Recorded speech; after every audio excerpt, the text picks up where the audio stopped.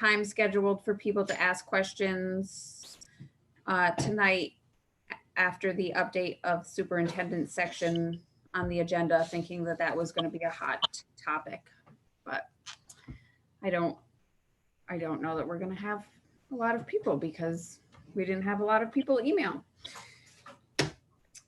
Okay, so now that I'm done, I still see no public comment. I think I'm still good to go. So moving forward, can we review our norms? I will. Okay, thanks, Diane. Focus on student outcomes, be open-minded, respect each other, value different viewpoints, be responsible to our community, make decisions based on data and facts, listen to each other, be reflective, run meetings that respect time, have concise agendas, are transparent, and follow Robert's rules. Thank you. You're very welcome. And next, can I get a recommendation to approve the minutes? So moved. Thank you, Michael. Can I get Yep. Yep. Diane? Yep. Thank you. Yep. Thank you. Any discussion? Okay. I'll do a roll call. Michael? Aye. Corey? Aye. Diane? Yes. Scott? Yes. Okay, and I. I have. Motion passes. All right, we're getting into the nitty gritty. Are you ready, Randy? I am. Okay, it's all yours.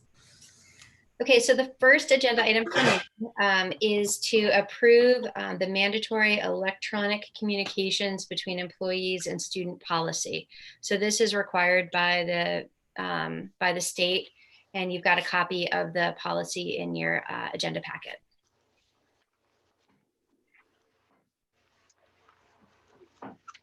So do you want comments now or something? I think we need to have a motion on the floor and then we will address. Okay. Fine. I'll move to adopt the policy. Thank you, Corey. Can I have a second? I'll second it. Thank you, Diane. Any discussion? I just Diane? have, Go ahead, Diane. okay, clarity, and maybe just a quick, I've read it, but if you look at Roman numeral 2, section A, and then it says examples of are not limited to image sharing, communication between means of an internet site, social media, and social networking websites. Can I just have some clarity on that? Like, what is it that you're telling them they can or can't do? So that's a definition about electronic communication. So it's including a Facebook message or an Instagram message. It's essentially saying communication through a social media channel. Okay. And that's one of the definitions of electronic communication. Okay. And then you go on and say what's appropriate and then, and definitely what's not appropriate. Exactly. Okay. Okay. Do you have any other sections, Diane, that you had questions? Nope, I was just trying to make sure that I kind of understood it. I mean, it seems like it's fine, but with policy, I'm always a little apprehensive. I guess thinking more of the students than I am of the employees, and how much monitoring goes on. So I guess that was my concern, and I don't know if I need to be concerned or if that was just my concern. Do you know what I mean? At the bottom of the report, it does talk about where you have access to go if there is something going on that you think may be inappropriate or not, being handled correctly. So I found the thing, pretty nuts and bolts. Not that I'm a lawyer or anything, but it seemed very straightforward and direct and dealt with things clearly. All the stuff about student misbehavior, it seems to me like that would be a very nuts, if you, I don't know how you, what the repercussions might be of being inappropriate on the. Right. So you can see, Michael, in just above the enforcement responsibilities under Roman numeral 3B, there's a procedure. So once you've approved and adopted this policy and it is mandatory, then I develop a procedure that provides guidance around how we're going to enforce this, what our protocol will be. So that would be another policy that we would get? on No, how- it's a procedure that accompanies this policy. Okay, develop procedures. Okay, I see that. I have a question about, so it's between those employees and students, but what about parents of students? Is that at all in there, or This is not covering parent to student. okay. If we act as sort of like a liaison, or, like I would email a teacher on behalf of my son, is that a completely different? There was one spot in the report where they talk about it would not, certain laws wouldn't extend to members of the same family. Oh, okay. Just looking for that. Do you remember that, Randy, where that? I did. Yeah, I did read that too. So it's under applicability, which is Roman numeral 4C. It says an employee is not subject to these provisions to the extent the employee has a family relationship with a student, but that's different than what Corey is referring to.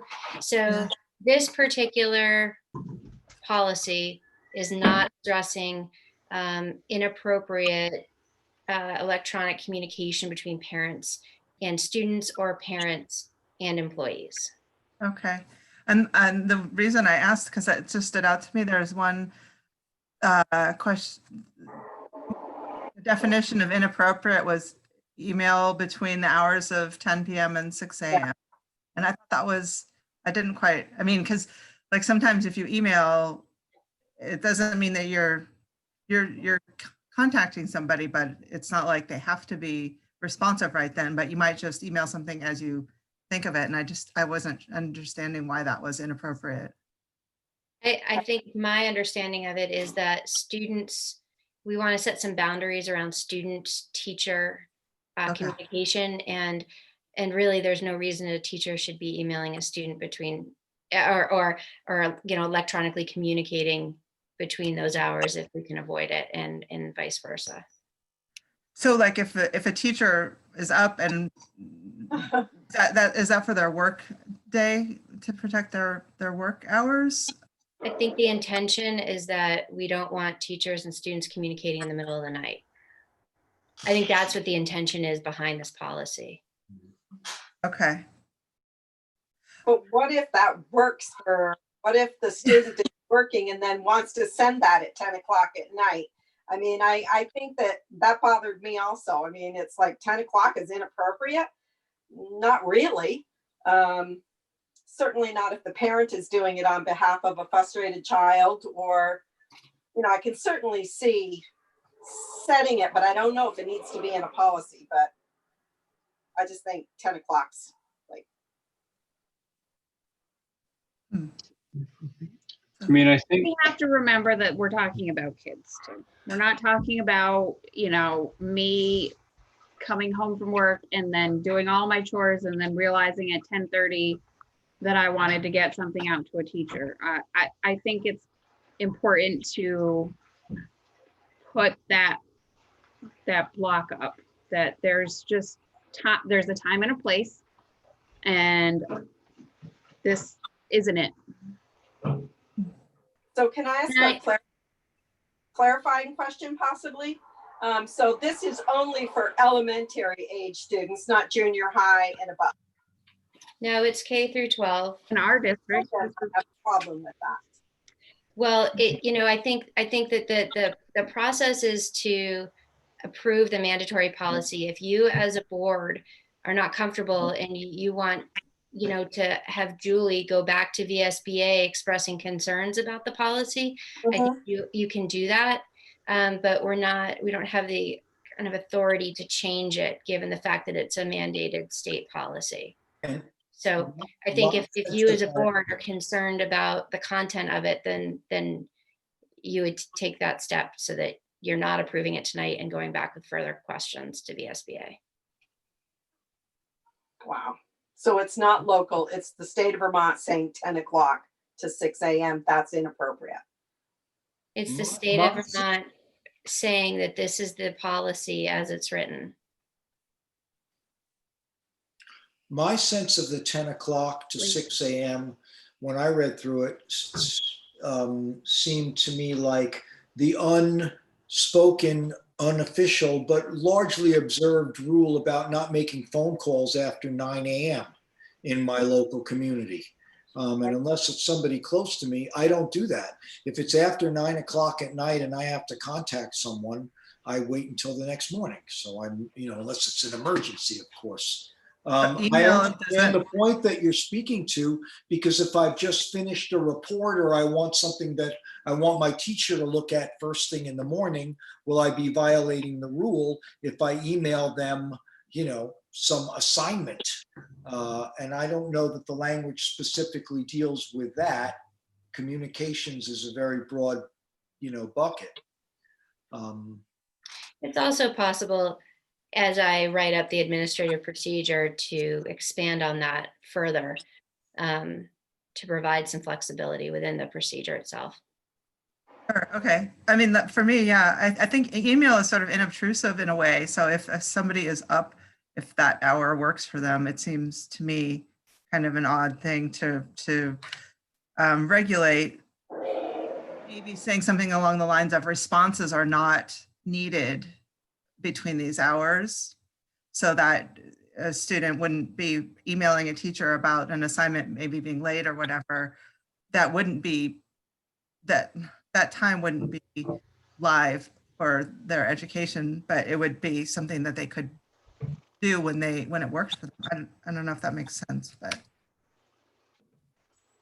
So because you were saying something along the lines of protecting those hours for people that shouldn't be up at that time, but if I don't know, if they are, it seems kind of strange. I just think that what you said was it. If you're trying to say they shouldn't be up at 10 o'clock at night, I think that's inappropriate for somebody to say to a parent or child. So I don't know. I don't think there's anything in this that is saying that you can't be up at 10, but you can't be communicating with your teacher at 10. Well, and I think that's perfectly reasonable. And I get that a lot of people don't, but I do.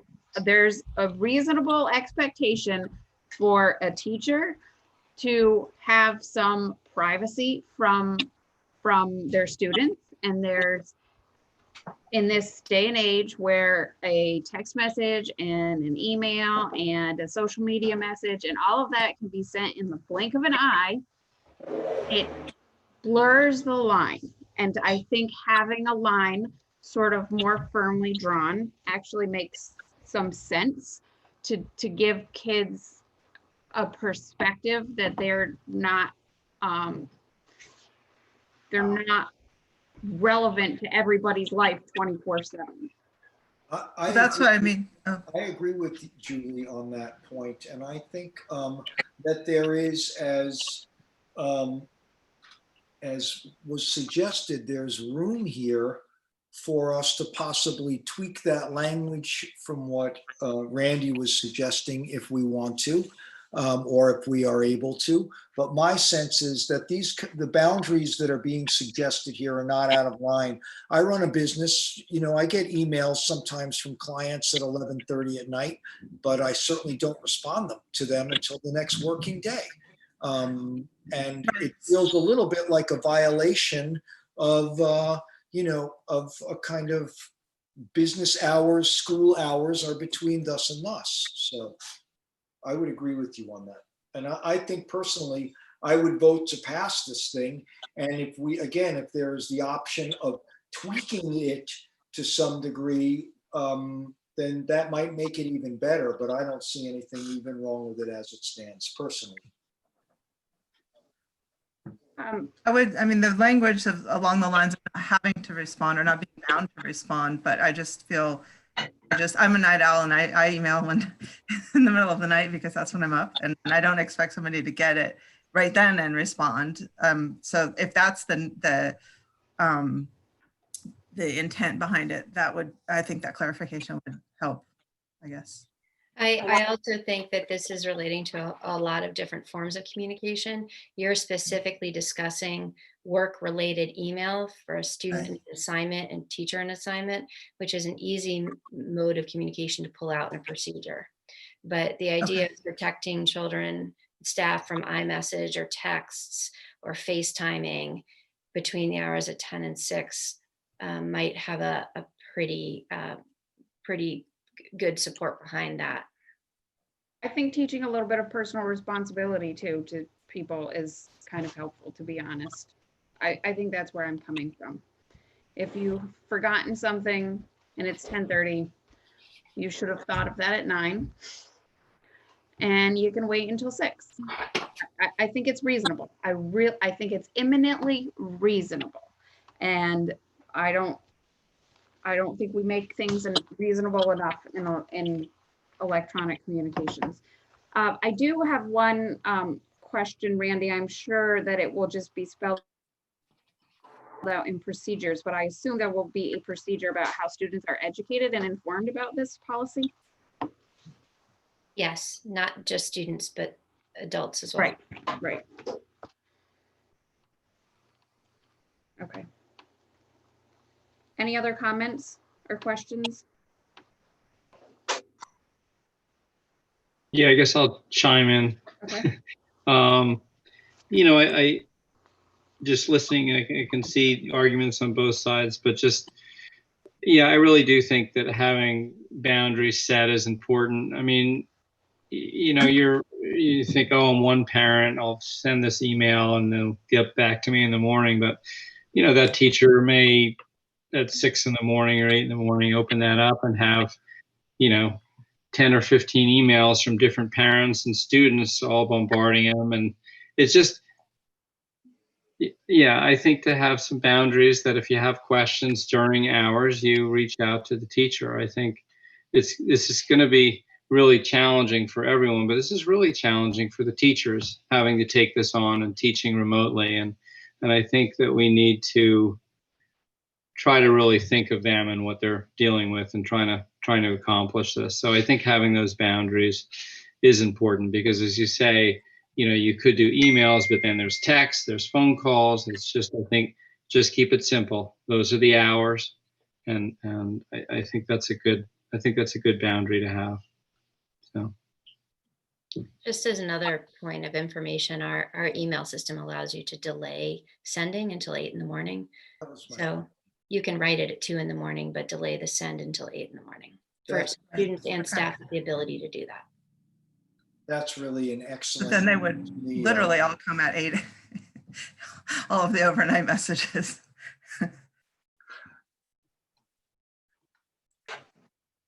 Anyone else? Can I make a motion that we approve this? We have a motion. Motion. So. Sorry, that's right. So if no one has any more questions or comments, I'll do a roll call vote. Michael? Aye. Corey? Aye. Diane? Yep. Scott? Yep. Okay. Motion passes. Okay. All right. So the second agenda item I have is recommending that you approve the delegation of authority during the state of emergency due to COVID-19 pandemic policy.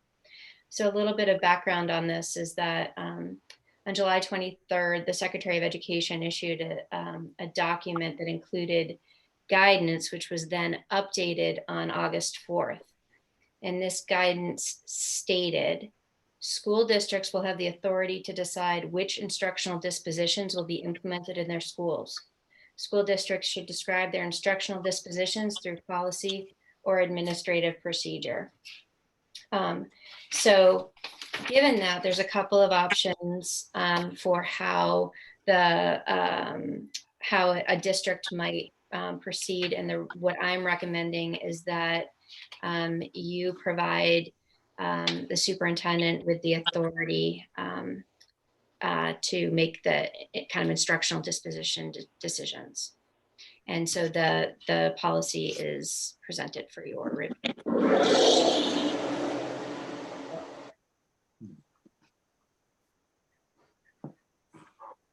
Okay, can I get a motion on this?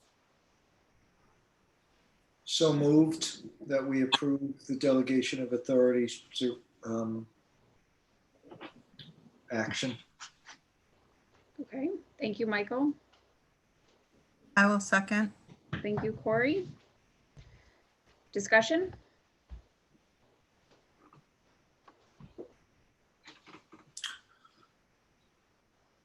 So I'm sorry, Randy, can you just walk through again how this would kind of, how this plays out on the street, so to speak? Yes, I guess in the simplest form, you delegate the authority to determine how we're going to operate our schools during this pandemic to me to make that decision. So you've received, I've shared with you communication of the work that we've been doing. We've had a whole lot of people involved in that decision. So, with this decision, you allow us to continue operating the way that we've been operating.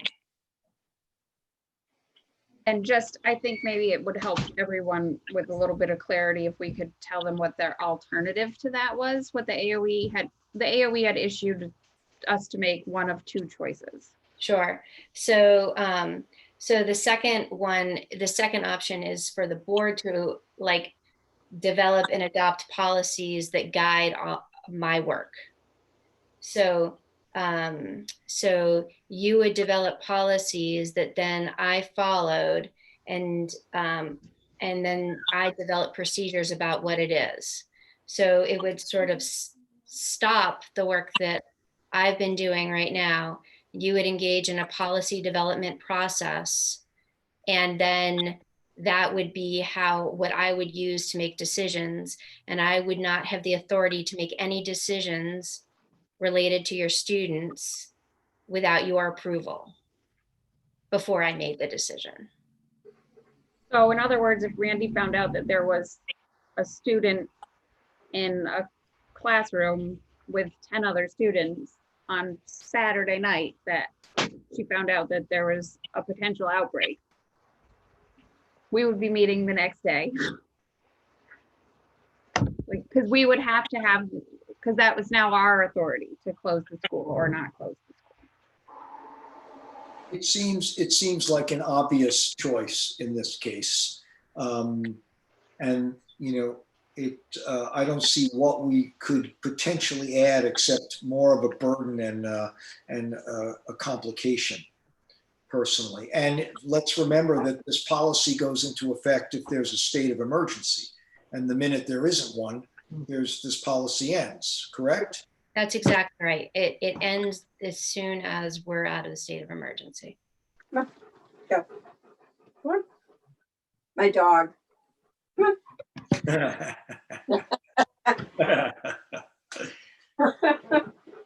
here, buddy. There you go. Sit down. Sit down. He's a thunderstorm, so he's up with me. I don't know, ask him. Okay, so we're all back, right? Any other discussion on this or questions?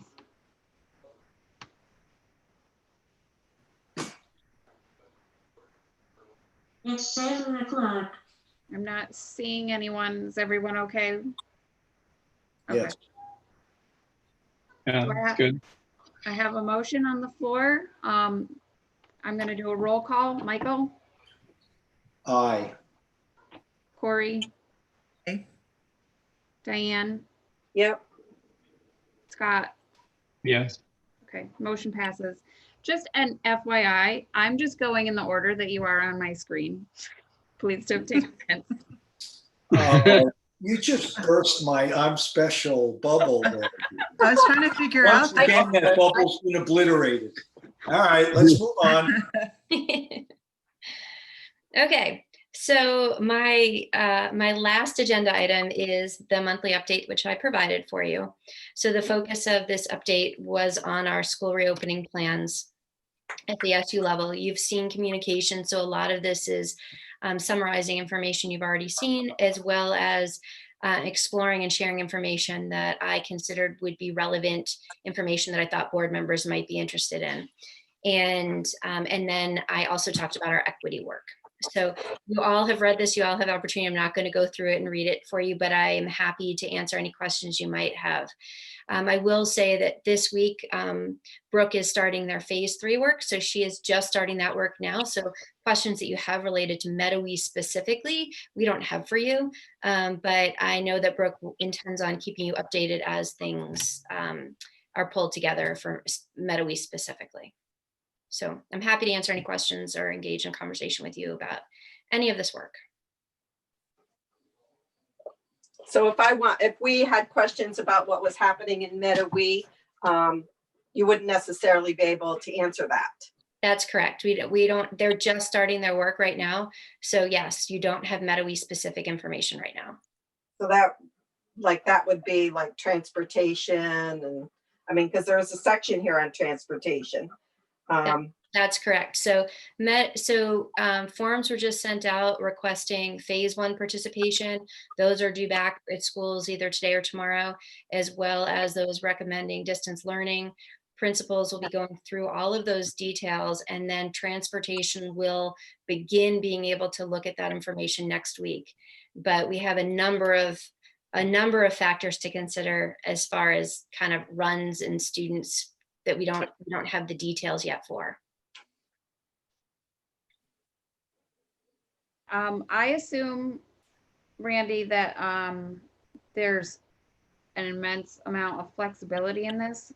I think specifically I'm asking, so it's the 5th paragraph down, where we're talking about communicating assignments. Sorry, communicating what, Julie? Assignments and work, what's expected of kids. I was just thinking, I think there's a lot of parents working odd hours because of this. And so I was wondering how much flexibility this, like, I think it might be hard for people to have assignments on Monday that are due on Friday with no weekend time to get them. That's so. Right. So I would say to you that there's greater flexibility than we've likely ever had within our system this year. If I were to even kind of scale that down lower, I've had a couple of conversations with parents regarding their work schedule and completion of assignments. And, thinking just at the end of last week, I had a conversation with a parent. She said, I work till 3:30 and I'm a single parent. And is it okay if I can get my children to their assigned times, can we do our work after, between 4 and 7:30 at night? Sure. Absolutely. We're not going to provide kind of arbitrary barriers. I think if people, if a teacher and a parent are discussing specific circumstances around work completion and there's communication and decision making together, that will be completely allowable. The concern is that if it's Monday to Friday and there's no communication, then we've got to have a level of accountability this year that we did not have in the spring. We're required to follow attendance policy and procedure, and we need to make sure that our students are engaged in the work and learning. So it will definitely be tighter, but there will be as much flexibility as we can provide. okay. The recommendation, just as a follow-up, we conducted a survey at the end of last school year, and so many parents communicated that they really needed all the information to come at one time so that they kind of had a sense of what was coming. The constant emails and communication and assignments coming in and out from one or multiple children was very difficult on parents. So this is a direct response to the feedback we'd had from families to help make the entire experience more manageable. Yeah. I definitely know another thing being on the instructional team for phase 2, we talked about the importance of having some standards for all teachers to have the assignments going out on Monday and receiving them on Friday. A lot of parents I talked to as well, when it was different across the board with different grade levels and different teachers, it was hard for them to stay organized. So that kind of came out of the parent feedback. Do we have an idea of how attendance will be measured then for the distance learning? Is that, or is that still? Yeah, we're going to be developing a pretty clear protocol for it, but Okay. essentially we're going to be expecting students to be logging into their learning management system every single day. We're going to also be expecting them to attend their at least their one class synchronous time, and checking in potentially during office hours as well every day, but accessing their learning management system and participating in some way is going to be one of the key pieces in which we monitor attendance.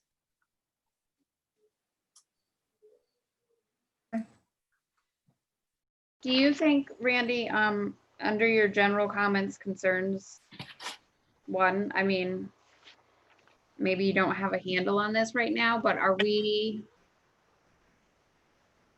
not going to be able to do you think there's a possibility that we're just not going to have the staff to bring everybody back? Can't answer that yet. It's probably an area that right now I spend the most time on. I'm in connection with our human resources director daily on this topic. We've got a spreadsheet and I look at it every day. And I provided information at the end of last week to all of our staff about leave benefits. So they had a good understanding of the new leave as well as the leave what's been in place before.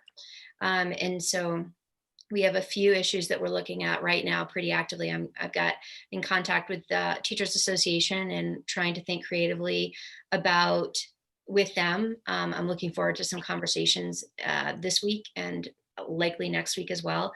I also mentioned in here, childcare is a concern for a lot of teachers and families.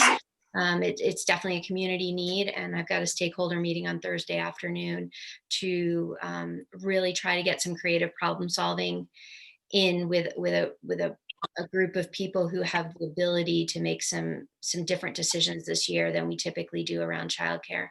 So those are, health concerns of employees or family members, and childcare tend to be the biggest concerns for employees. I'll have a better sense, I think, probably by the end of this week or certainly by the middle of next week about where things stand. Okay. I don't know. Yeah, Right. The last thing I want to be doing is scheduling special meetings to say that we don't have the staff to open our schools. I know. And I do, I mentioned in here, I attend many meetings a week. And part of what I'm going to say to teachers, I'm meeting with all of our employees on Wednesday. If anybody's watching this, you're going to hear the same analogy twice. So you might want to step away so it doesn't ruin it for you on Wednesday if anyone's watching. So all you YouTube Live employees, step away for a minute so you don't ruin the surprise on Wednesday. Okay, it's not really a surprise, but I am the one person in our system that sits at the hub of every single meeting and every single decision. So when I'm meeting with Greg and Derek about facilities and transportation, or Mandy and Peggy with a pediatrician and a nurse, and when I'm meeting with principals, or I'm meeting with Paul, our special ed director, or with Skylar, our director of teaching and learning, I am the hub, right? All of them are spokes if we think about this like a wheel. Nobody has the information I do. I every time I have a meeting, I walk away feeling more confident in our plan and what we are developing and what's in place. Nobody else gets to experience that except for me because of the nature of the work that we're doing. But I think it's important. And I think it's important to say to you, and tomorrow night when I meet with Taconic and Green, to say to them that if we were not on the path we are, making the decisions and the input that was coming to me wasn't as solid as it is, I would be honest with you and say, I have to tell you, I'm not feeling great about this. But that's not the case. I stand by our decision for a slow start to school. I think that is the best way to approach this for students and staff, families. We want to get things up and running well.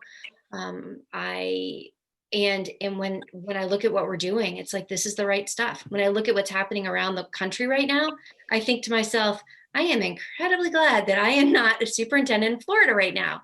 And when I look at students coming in and not needing to wear facial coverings and crowding and not being what I would consider responsible, it makes me feel that much better about the work that we're doing. So we've got great health and safety guidance, and I just feel like I want to say to you, when I finally got to the point of saying we're going to do a slow start, we're going to do a phased in approach, we're going to get our feet wet, and we're going to give us a chance to get things right, I finally started to sleep a little bit, and that's continued. I have not for a second guessed that decision as being the right one for us. Thank you for saying that, and I really endorse your approach and appreciate your attitude about this. And the caution seems absolutely appropriate and gives you ways of adjusting the flow, so to speak. So carry on, as far as I'm concerned. May there be as little to do as possible, which seems highly unlikely.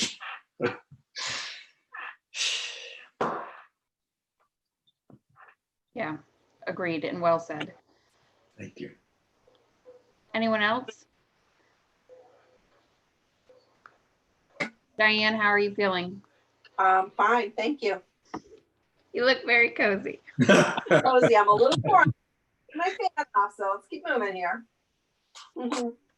Okay, If I was in a chair like that, I'd be asleep right now. I would do.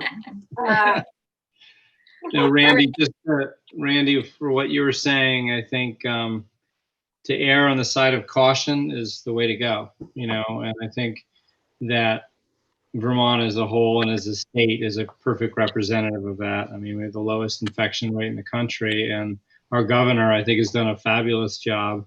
He's been, perhaps in some people's opinion, erring on the side of caution, but look where it's landed us. So, yeah, as Mike said, keep up the good work. Thank you. Yeah. I agree. Okay, so the last piece I have, I forgot about the audit. So you have an audit, it's only for distribution. It's very solid. You should feel good about the audit. If you have any specific questions, Sue Wilborn's happy to answer them, but it's pretty clean, and it's not a discussion item, it's just for your records. Okay. I want to say we have amazing accounting people at the BRC that really keep us in order in line, which is very helpful. Oh, Sue's the best. Okay, so board updates. Anyone have an update? I don't have anything to update you on. Okay.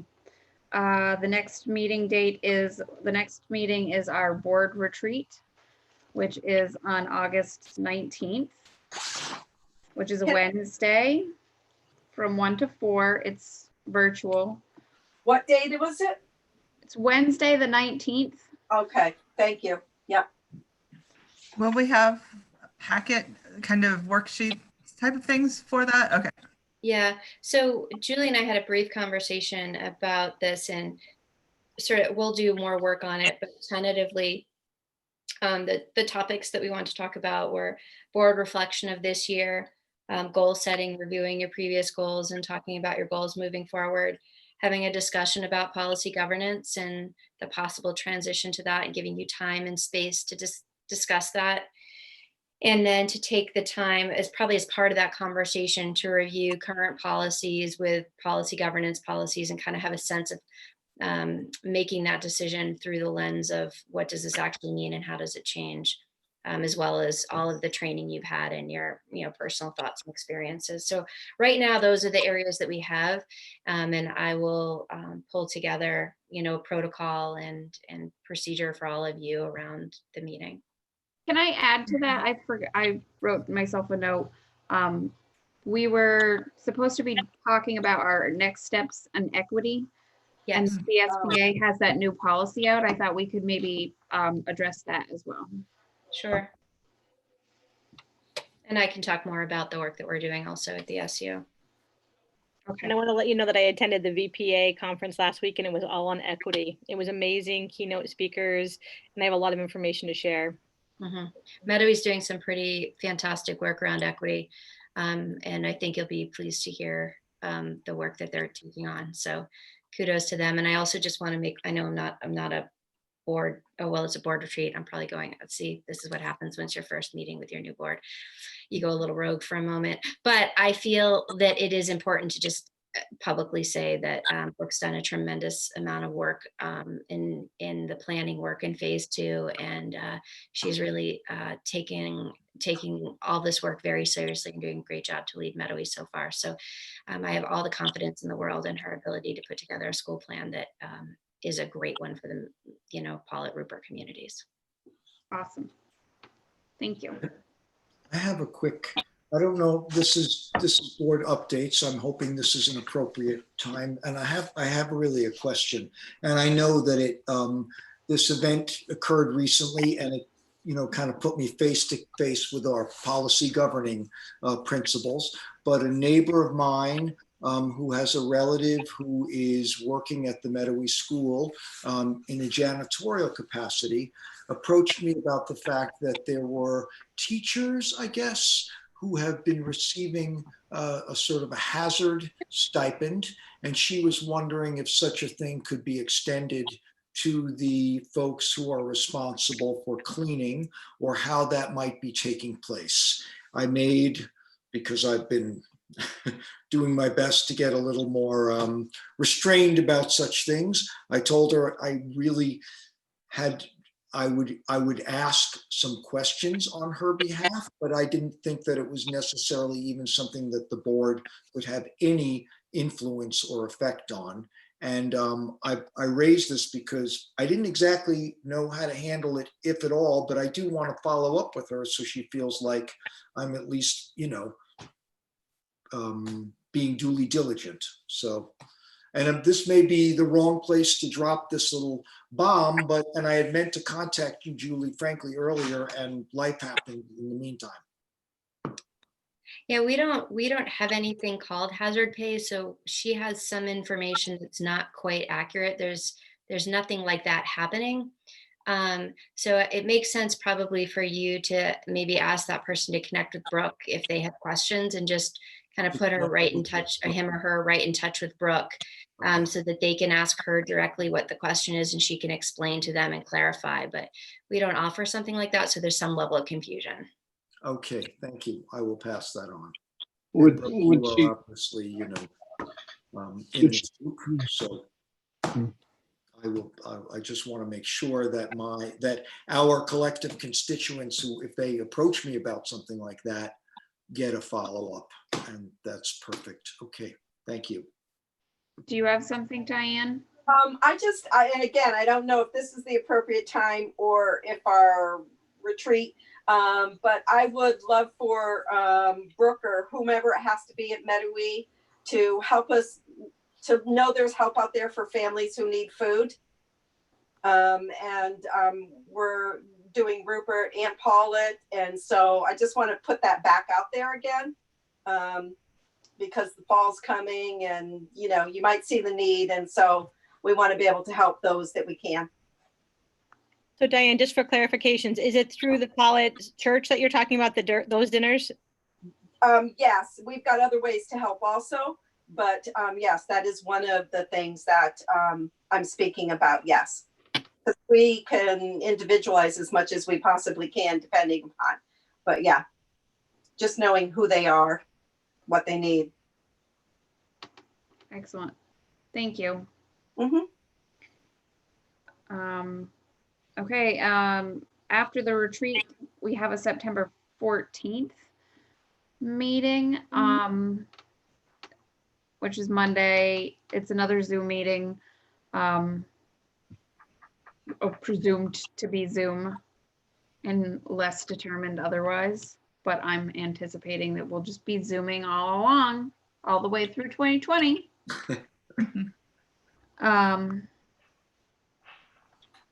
So then, and then the last thing we have was the board self-evaluation, which if everyone's ready, we can pull that up. It didn't get in our packet, So where, but so to me so that I could just, I can just go through this. So the first question then would be, what is the level of engagement of all board members? all that were present, I think we did well. Okay. So high or low? You would say high. I would say, I agree. Except you, Scott, you yawned a lot. Sorry. I'm doing my best. good thing he's not in a recliner. Can't see my toothpicks that are holding my eyes open. So. Uh-huh. Yeah. Yeah. Yeah. Guilty as charged. The agenda, was the agenda followed? A yes or no? I would say yes. Yes. Yes. Yes. Was it linked to our annual work plan? Oh, we missed our work plan in the agenda too. That's Andy. correct. We'll get it in next time. We'll get it. We'll get there. I think we touched on several important things that we wanted to be a part of our annual work plan, and we have an opportunity at the retreat to really hone in on that. So I think that we did a good job on that. Number 4, was there sufficient time spent on community engagement?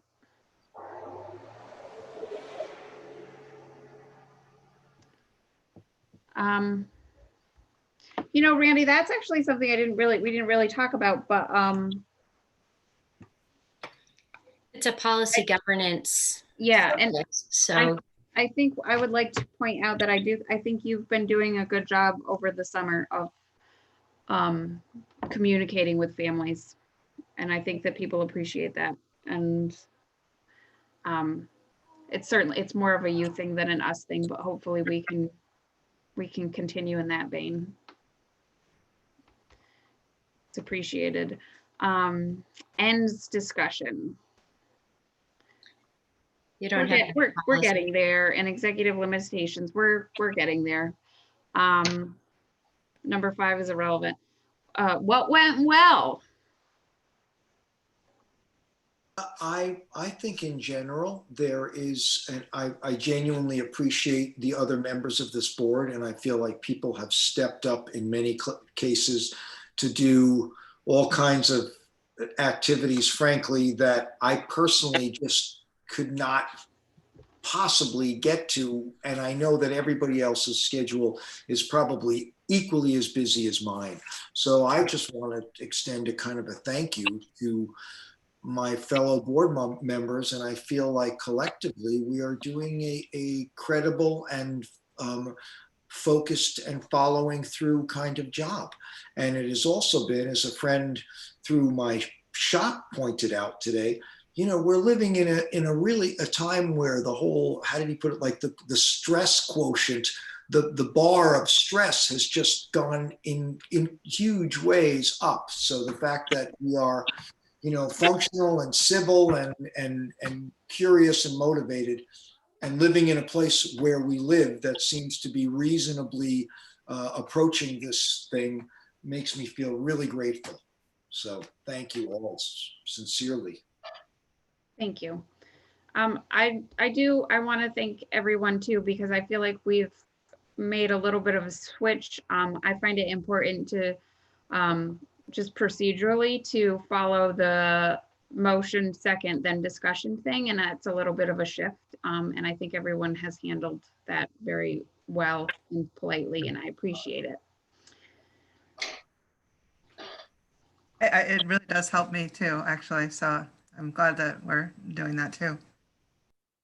Good. Do you have, anyone have any concerns with tonight's meeting? Anything that happened? No. Yeah. Okay, good. I have a simple question. Mhm. On that little exchange that Michael shared with us about the person asking about the hazard pay, and you know, Randy, you were saying that that person should call Brooke, and I was a little confused by that. In a case like that, wouldn't you have them call, you know, like you or superintendent? Because I mean, isn't that more of a it seems, I mean, Brooke's not responsible for who gets hazard pay. That's really decided at the BRSU, right? We don't have anything called hazard pay. So, Well, yeah, I understand.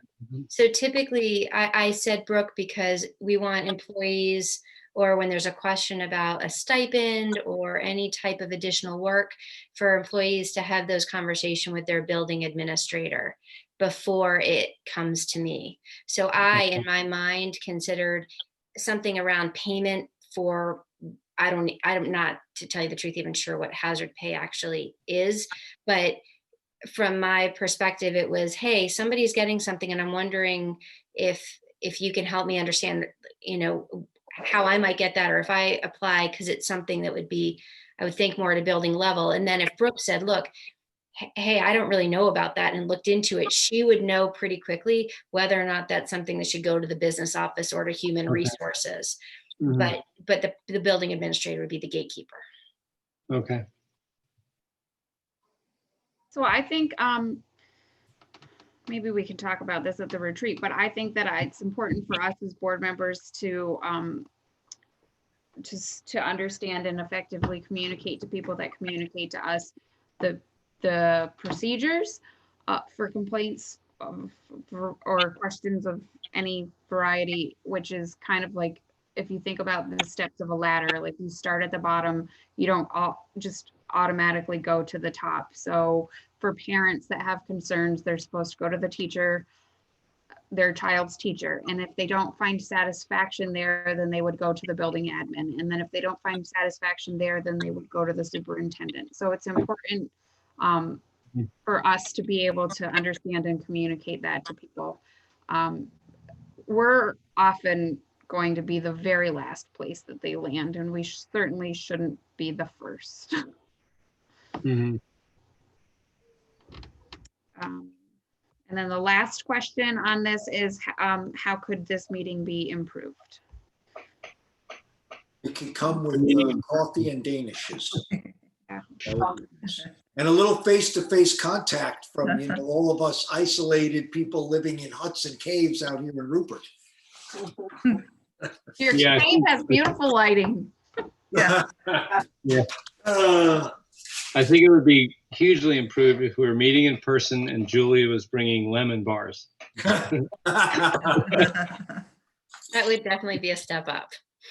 Someday, folks, someday. Okay. I am feeling like this whole Zoom mechanism, and I guess it's just my own, I'm getting more familiar with it through other folks in my life as well. So that whole thing has taken, because like at the last meeting when Arlene was here, I just felt like I was sweating bullets to figure out and sort of stay connected.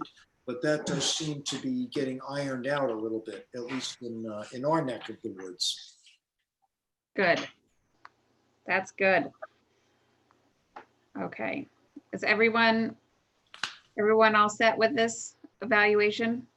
Mhm. Okay. So then we move on to public comment. Celeste has let me know that there's no public comment that has come through. So on that note, I'm going to adjourn this meeting at 7:29. Mhm. I'm off to my boy. Oh, have fun, Michael. Thank you all. Have a good Thank evening. you, everyone. Bye, thanks. All right. Bye. Good night, Bye. everyone. Yeah. Bye.